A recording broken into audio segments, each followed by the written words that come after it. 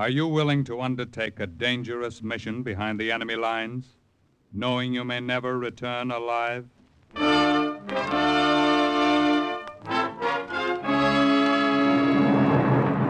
What you have just heard is the question asked during the war to agents of the OSS. Ordinary citizens who to this question answered, yes. This is Cloak and Dagger.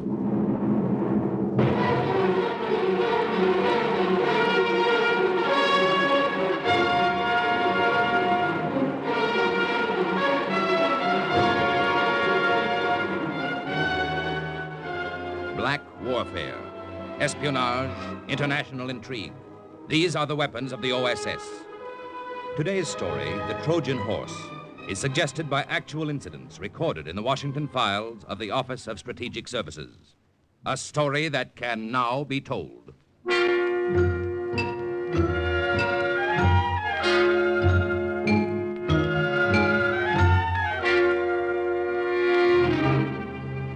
August 1942. Report to OSS headquarters in Casablanca from Agent Henri Fontaine in France. Contact with girl Gabrielle Monet was made in the Bluebeard Café in Paris.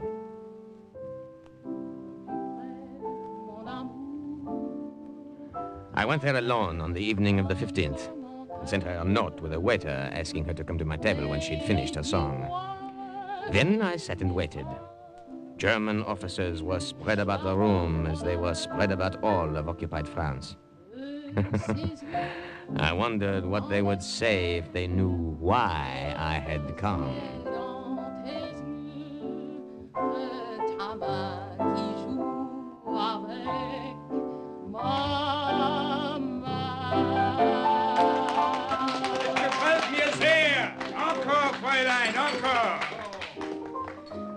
You send me this note, eh? Oui, mademoiselle. Will you join me? Why not? I drink with anyone these days. What will you have, eh? What have you? Let me taste from your glass. It is very bad wine. Huh? You are right. Oh, the only time a girl may get good wine nowadays is when she drinks with the Boche. Never mind, I'm not thirsty. I enjoyed your song.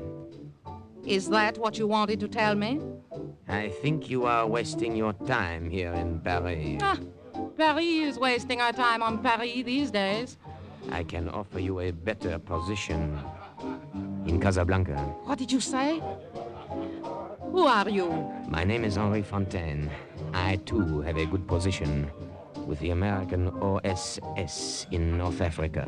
What are you saying? Before the Germans came to France, I was a poor poet. They did me a service. Now I'm a rich spy. You sit here in a room full of Germans and tell me this? What makes you think I will believe you? What makes you think I won't turn you over to the Germans if I do, eh? Mademoiselle, I am not such a brave man. Neither am I a fool. We have kept you under observation for months. We know you better than you know yourself. Is there anything you'd like to know about yourself? What do you want of me? On our side, we have only the very best. Forgers, counterfeiters, cutthroats, and spies. Will you join us? Just tell me what you want me to do.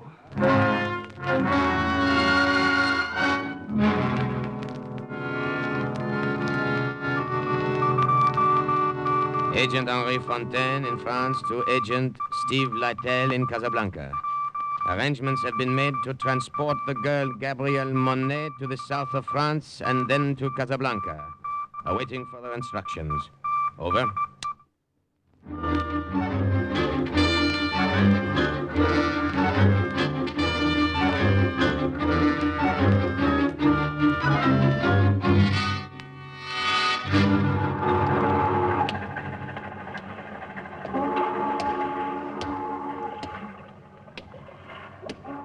Bonjour.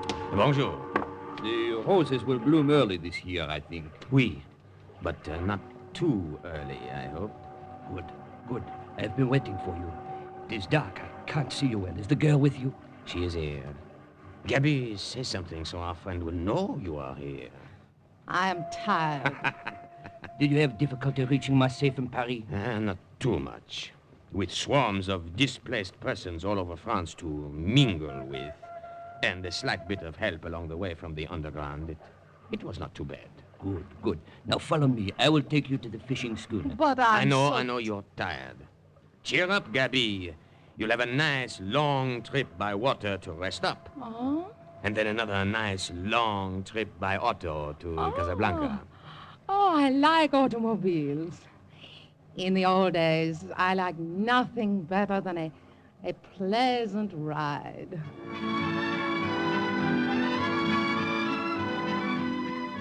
But Gabi did not like the automobile trip to Casablanca. It was probably nothing like the old days. I drove up front alone while she was fitted in the trunk of the car behind gasoline drums. There were gunny sacks and a Moroccan rug thrown over her. Across everything, a heavy canvas cover lashed down with just enough air left for her to breathe. We drove that way over rough roads for several hours. When it got dark, I pulled over to a side lane and let her out. Gabi, come out. Oh, my back. It is broken. I will gladly massage it for you. You are too kind. Not at all. No, thank you. Pity. Why did we stop? To give you a chance to stretch your legs. And a cigarette if you want one. Oh, I would die for one. Give. I have one lit here. Mille merci. You see? I try to be gentle. I try to make up for the inconvenience I am causing you. Ça c'est drôle. I remember what another poet once said. A German, by the way, but not a Nazi. His name was Goethe. What did he say? He said, "Be gentle with women. Remember, they were made from a broken rib." I am not amused. I'm sorry. You are always smiling. Do you enjoy the war, huh? I am a poet. There is poetic excitement in being behind the lines, working underground. I enjoy being a spy. Well, I am no Mata Hari. You will do. You still have told me nothing. Why did they send for me? You remember a German named Paul Vogel? Paul...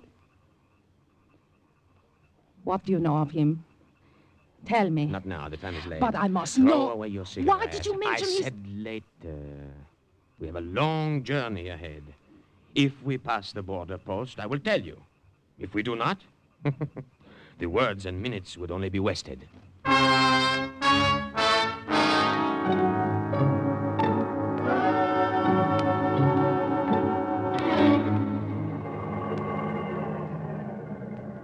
Altela!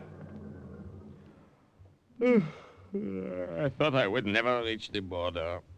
It's been a long trip. Where are you headed? Casablanca. You anything to declare? No, nothing. Let me see your passport. Here you are.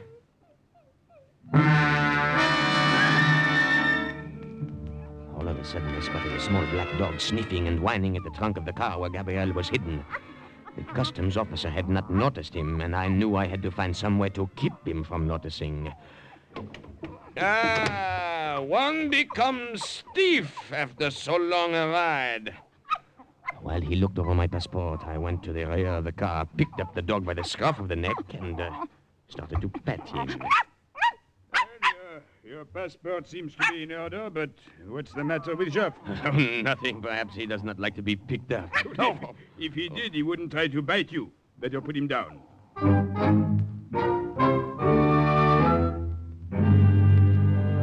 I knew if I put Jeff down, he'd go back to sniffing around that trunk. I felt like strangling that cute little black puppy. Well, put him down. I have taken a fancy to him. How do you feel about selling him to me, eh? Huh? Well, you are serious, monsieur? Oui, I like him. Come, how much, eh? Oh, take him. There are two more like him around somewhere. Thank you. He will liven up the journey. Wait. Huh? Before you go, Yes? what is in your trunk? Huh? I said what is in your trunk. Let me put the dog in the car, and then I will show you. The trunk, I will show you. You see? Gasoline drums. Yes, I see. Very well. Close the trunk. I may go? Of course. Thank you again for Joff.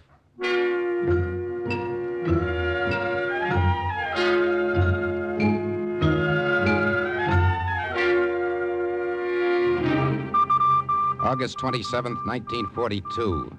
Report to OSS headquarters in Washington from Agent Steve Lytle in Casablanca. Fontaine and the girl arrived. I knew as soon as she walked in that Paul Vogel could not have forgotten her. I only hoped her memories of him weren't too strong. Now, as you know, Miss Monet, this is an international zone. We are, in effect, neutrals. In Casablanca, we pass each other in the streets. Germans, Americans, Vichy, and Free French. You can imagine what a hotbed of international intrigue we have here. Oh, I know nothing of that kind of intrigue. Then perhaps we can broaden your horizon. Hold it, Henri. Now, listen to me, Yebby. The head of the German Armistice Commission in Casablanca is a man named Paul Vogel. Does that name mean anything to you? We knew each other once, before the war. Knew each other? He was an attaché to the German consulate in Paris. You almost married him once, isn't that so? That is my business. I'm afraid we've made it our business. Now, Gabby, we've kept close watch on you these past months, and we're sure that you're no Nazi or Vichy sympathizer. Oh, I hate them all for what they are doing to But France. Vogel, what are your feelings toward him? I haven't seen him in years. That's not answering my question. If he is a Nazi, I have no feelings toward him. All right, then. Now, the open secret here in North Africa is the planned American invasion. The closed secret is where and when. Now, that's what Paul Vogel wants to find out for German headquarters. I still don't understand what You're to tell him, Cherie. What? Henri's right. You're to take up this friendship with him once more. Give him all the information he wants. You'll get it direct from us. But Now, rest assured it'll be the wrong information. You understand now? I'm beginning to. Good. We have a job for you at the Three Lanterns Cafe. Now, starting tomorrow.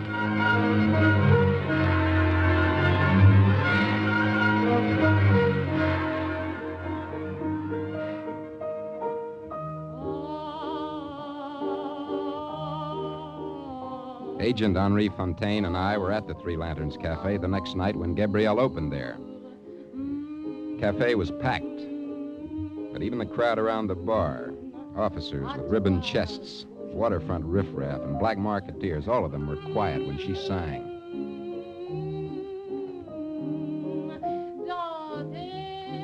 She was wearing a red dress.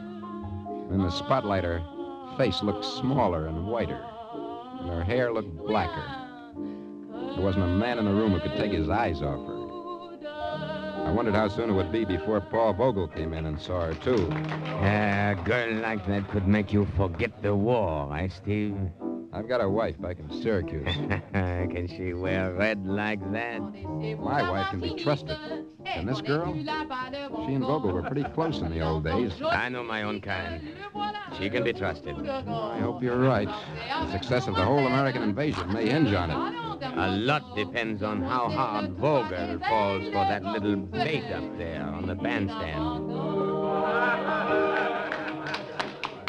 Steve, Vogel, he's just come in. That's all I wanted to see. Come on, let's get out of here. Excuse us. Pardon? Pardon?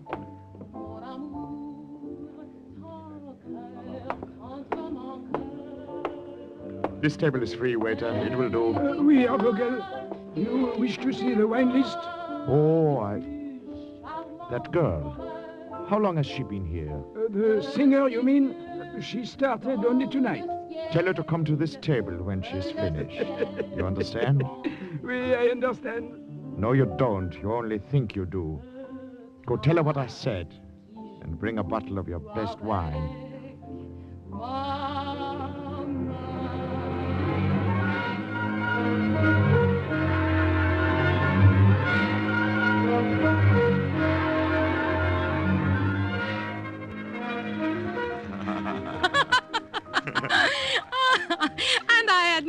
idea it was you, Paul, when the waiter came to me. How like you to walk back into my life so quietly after making so violent an exit. Ah, the world is small after all, Gabby. I'm amazed to find you in Casablanca. I can say the same of you. What are you doing here? I arrived here a few days ago, but I've been in North Africa for months. Tangier, Oran, Tunis, singing. How were you able to leave France after the occupation? You should know how well I always got along with Germans. You don't seem angry with me any longer, Liebchen. After that last time, 6 years ago. Life is too short to be angry for too long at anyone. Besides, I was a fool to have been jealous over that silly blonde with the bad legs. I've even forgotten her name. Suzanne. Aha! I see you have not forgotten. Monsieur? Oh, it's a wine.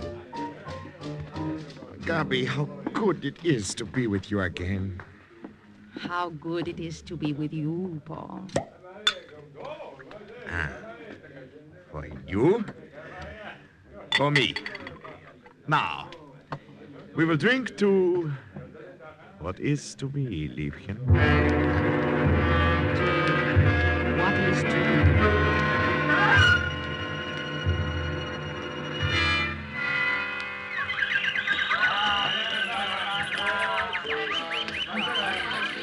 You could have no better guide through Casablanca than I, Gubby. Come, what else would you like me to buy you from the marketplace? A scarf, perhaps? A gold scarf to put around your hair, yeah. Have you taken many girls to the marketplace, huh? Oh, will you be forever jealous of me, Liebling? What is it, the French in you? It is the woman in me. I imagine you are in great demand by the women here. The chief of the German Armistice Commission. How did you know that? I know more than you think. Oh? Would it interest you to know the name of one of the most important American agents in North Africa? Who? Steve Lytle. What do you know of him? I know him. And he knows the details of the planned American invasion. Come. I will buy you a gold scarf. Well, have you nothing to say of what I just told you? I knew that already. I, too, have agents. However, thank you for telling me. I can promise you more than a gold scarf if you find out additional information for me. Is this possible? It might be. Very possible.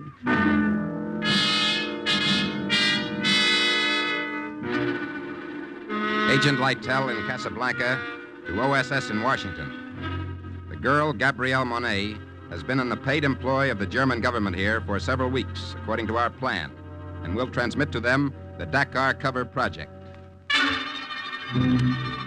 September 1942. Report to OSS headquarters from Agent Monet. I had a feeling that things were going too smoothly. I seemed to be holding my breath, waiting for something to go wrong. And on the night of the 29th, it did. Paul Vogel was in my room above the cafe. We were listening to my record of our favorite song.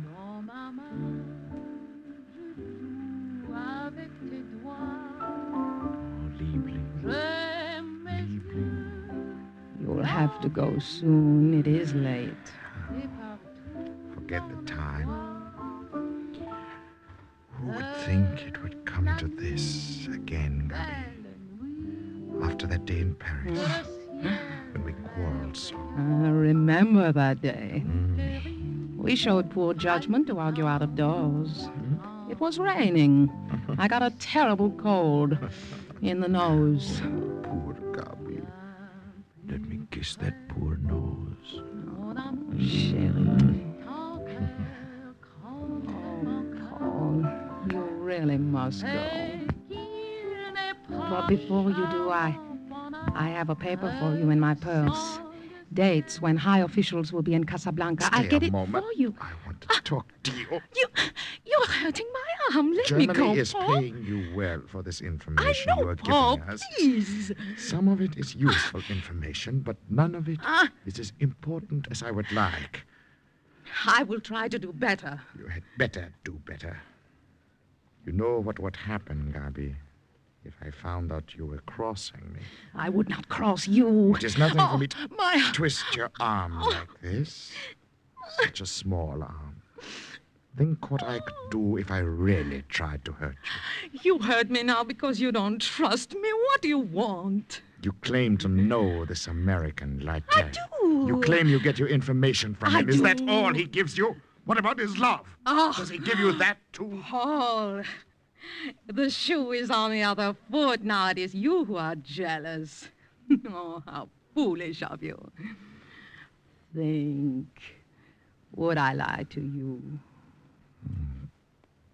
Gabi.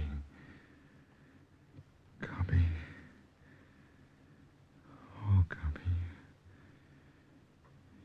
If you ever lie to me, I would rather see you dead at my feet than standing looking at me and lying. You'll hear what I say. Yes. Yes, I hear. I hear.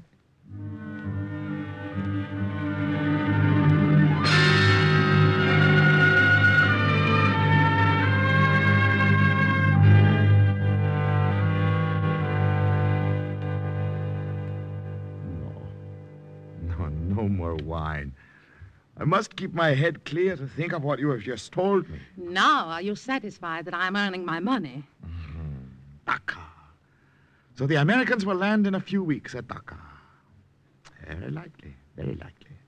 Dakar is strategically important. It will be more important if the German fleet is there to stop the invasion. Yeah. That bungled attempt at a landing under de Gaulle's leadership failed, so the Americans probably figure we would not dream that they would try it again in the same place. One American, Steve Lytel, does not dream you nor this. Are you going to tell German headquarters? But of course, this is something they will want to know.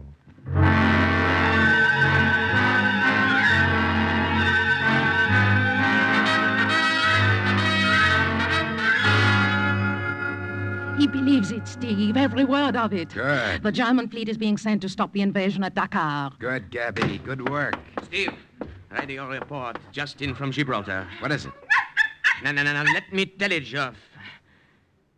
General Clark will rendezvous on October 21st at Point Agreed near Algiers. You know what that means? Final preparations for the Iran invasion.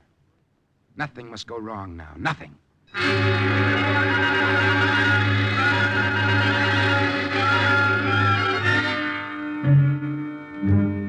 November 4, 1942. Something very wrong happened. Paul came to my room just before I was ready to go downstairs to the cafe. Paul! Gabi, your friend Lytel has been playing you for a fool. Do you hear what I say? I don't understand. The invasion is not Dakar. I just learned myself it's to be Oran. Oran!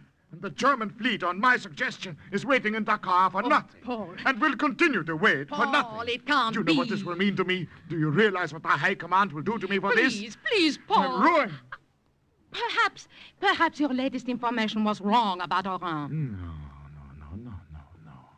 It all ties in. They, the Americans, wanted me to believe that... Gabi, what had you to do with this? Now what are you saying? I'm getting tired of your suspicions. One day you trust me, the next day you don't. You're French? What kind of French? Instead of questions, ask yourself this. Would I betray you, Paul? Not Germany, but you. Think. Look at me. Look at your Gabi and answer.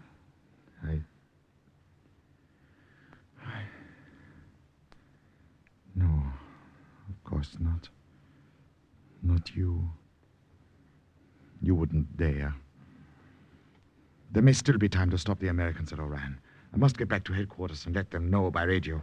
I should have done that right away instead of coming here. Oh, have a drink first. No, later. I'll be back. It will later. not be easy for you to tell the High Command this. A drink will fortify you. Yes. Perhaps you're right. One drink, then.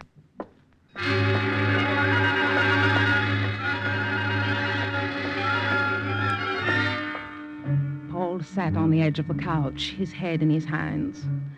I remember thinking how very blonde was his hair, how large his hands. Take your time. It was not difficult for me to drop half the L tablet from my purse into his glass as I poured the liquor over it. Hurry down. Oh, Here you are. Dankeschön. Poor Paul. Pauvre petit. You look so tired. Drink. Where are you going? To put on the record you like.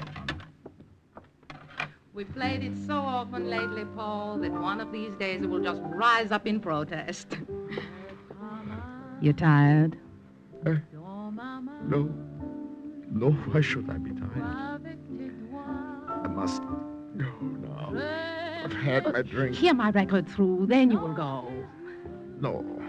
No, now. I must go now. You're so good to me, Carmen. You love me. You love me very much. His head had fallen on his arms and rested on the table. The tablet had begun to work as I knew it would. I got the automatic pistol that had been given to me by the Americans and shot him twice through his very blonde head.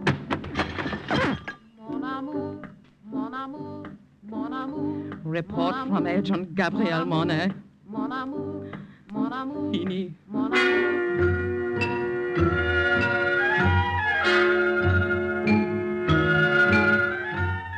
it ought to come any minute now, news of the invasion. I've had word that Eisenhower and Clark were in Gibraltar on November the 8th. I'll let you both know as soon as something comes through on the radio. Are you all right, Debbie? Me, don't concern yourself. You did what you had to do. It took courage. Well, if I had thought about it longer, perhaps I would not have had the courage. You cannot know. I think I do. He meant a great deal to me. A long time ago. I killed him. Listen to me. I told you something once that the poet Goethe said. He also said this. Give up what perished long ago, and let us love what's living. Do you hear, Gabi? Do you hear?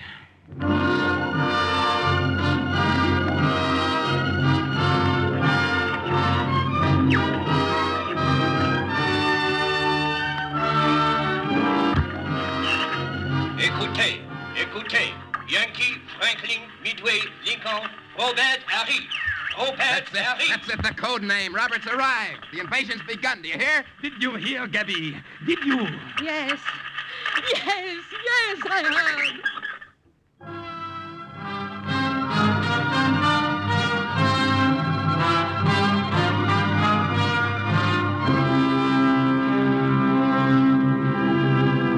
And once again, the report of an OSS agent is closed with the words, Mission accomplished. a further adventure in black warfare is next week's Cloak and Dagger.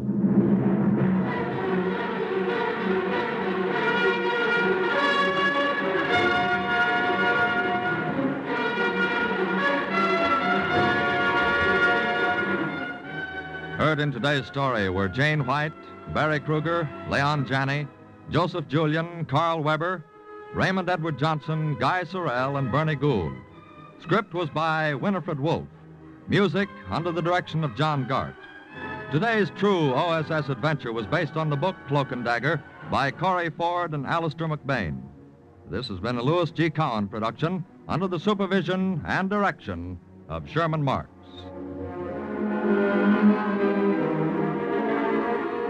Stay tuned for the second big mystery, High Adventure, on NBC.